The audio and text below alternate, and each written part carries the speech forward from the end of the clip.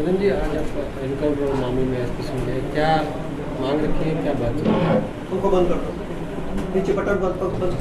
है? ये बाड़मेर जैसे ज़िले में इस तरह की घर में जाके इस तरह की घटना को अंजाम देना, इनसे ज़्यादा दुर्भाग्य हो ही नहीं सकता। हमने निवेदन किया है कि आम जनता पुलिस पे भरोसा करती है और अगर इस तरह की घटना हो गई तो विश्वास किस पे रहेगा, विश्वास पुलिस से उठ जाएगा। अब लोगों की जो भावना है लोगों के मन में है कि घटना के बाद में सिविल या प्रशासन के आदमी को साथ में रखकर उनकी तलाशी,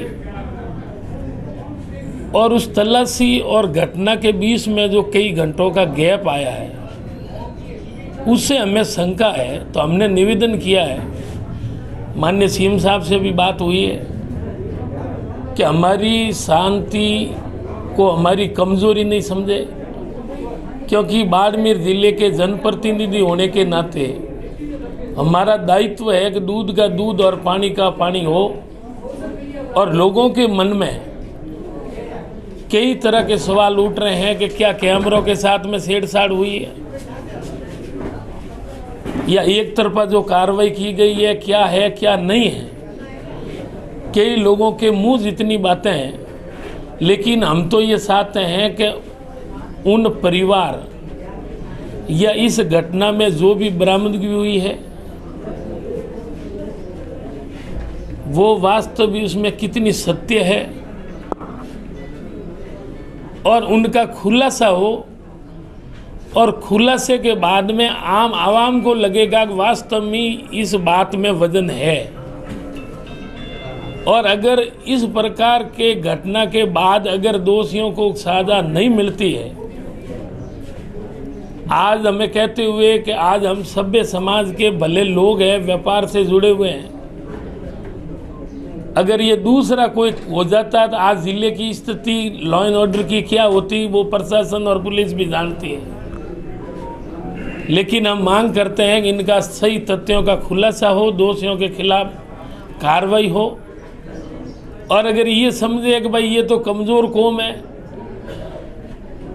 तो हम जनप्रतिनिधि नाते हमारा फर्ज है कि पहले जब तक इनका क्लियर और न्याय नहीं मिलेगा, जब तक हमारा एक एक आदमी, चाहे समाज से जुड़े हमारे मुखिया है, चाहे जनप्रतिनिधि है, चाहे 36 कौम का सवाल, ये जाति का सवाल नहीं, कि बाड़मेर जैसे शांत जिले में इस प्रकार की अगर घटनाएं शुरू हो गई तो लोगों का विश्वास उठ जाएगा। लोगों में आज भी बातें हैं, जो भी बरामदगियां हुई कम थी ज़्यादा थी उनके थे,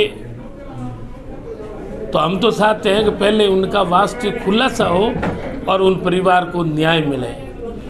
और उन न्याय के लिए हमको क्या करना पड़े, हम पीछे हटने वाले नहीं हैं कि आज हमारे ऊपर कलंक हम नहीं लगने देंगे कि भाई सरकार के पार्ट होने के बावजूद ये किसी के दबाव में है या किसी में, वो हमें कोई डर नहीं। पहले हम चाहते हैं कि इनका खुलासा और न्याय हो, और जिन्होंने भी ये षड्यंत्र किया है उन दोषी के खिलाफ कार्रवाई हो। हमारा पुलिस से कोई दुश्मनी नहीं है, लेकिन पहले ये बताया कि वास्तव में चाहे मजिस्ट्रेट के माध्यम से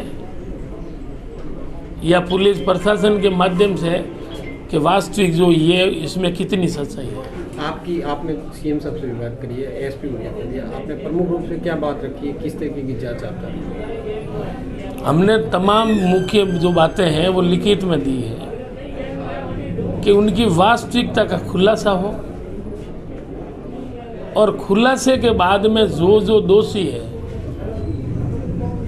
उनके खिलाफ सख्त कार्रवाई हो, ताकि पुलिस के ऊपर लोगों का भरोसा बना रहे और ये नहीं समझे कि भाई ये तो कमज़ोर कौम है और सीधी कौम है और एक दो दिन करेंगे और कुछ होने वाला नहीं है। तो ये कमज़ोरी का फ़ायदा हम उठाने नहीं देंगे। जो ये कमज़ोर समझ रहे हैं ये उनकी गलत फहमी है। हम शांत ज़रूर है, कानून की पालना करने वाले ज़रूर है, लेकिन किसी को न्याय नहीं मिला तो हम चुप बैठने वाले भी नहीं। अंतिम किस हद तक जाना पड़े वो भी हम सभी मिलकर क्योंकि ये एक व्यक्ति की बात नहीं है, पूरे सामाजिक मामला है। तो जो भी इनसे जुड़े हुए हैं, जो इनमें शामिल हैं, इनसे बात करेंगे, हम बैठ के चर्चा करेंगे। हम तो ये चाहते हैं कि हमें इन परिवार को खुला न्याय मिले। सर, आपको क्या लगता है ये जो आप कह रहे हो दोषी जो है उनको सजा मिलनी चाहिए, इसमें किस प्रकार का दोष है? आपको क्या लगता है ये फर्जी एनकाउंटर हुआ? देखो, लोगों में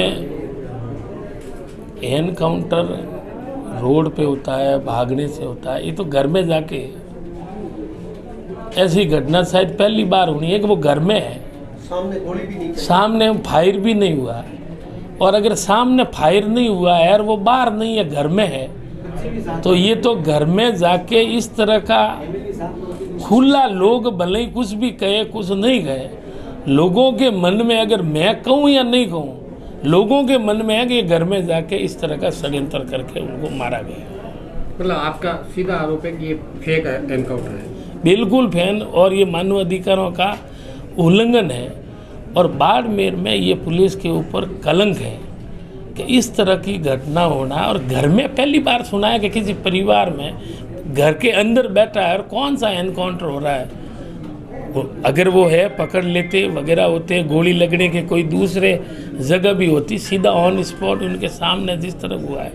अब बाकी तो हम जानकारी लेंगे कि भाई कैमरे सुरक्षित है, और जो बरामदगी हुई है, चाहे कैश हो, चाहे हथियार हो, चाहे अन्य मादक पदार्थ हो, हम पहले नहीं कह सकते हैं कि ये, अब लोगों की तो मन में ये है कि ये गैप का फायदा उठाकर खुला रखा गया है।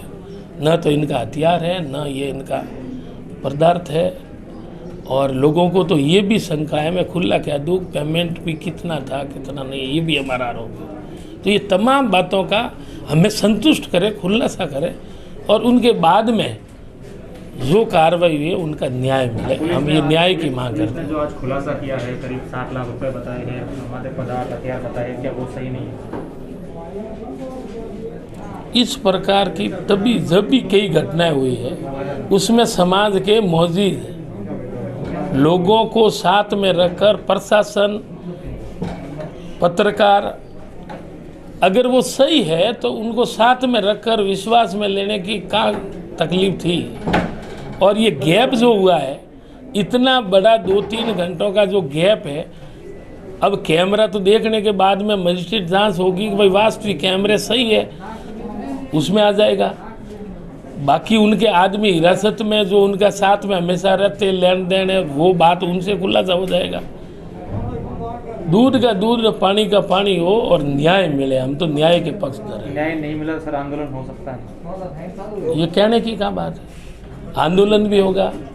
अगर वो समझे कि भाई ये एमएलए है, मैंने पहले भी निवेदन किया कि मैं एमएलए पद से नहीं डरता हूँ, अगर लास्ट निर्णय लेना पड़े तो वो भी हम लेंगे, भले मैं सरकार में हूँ।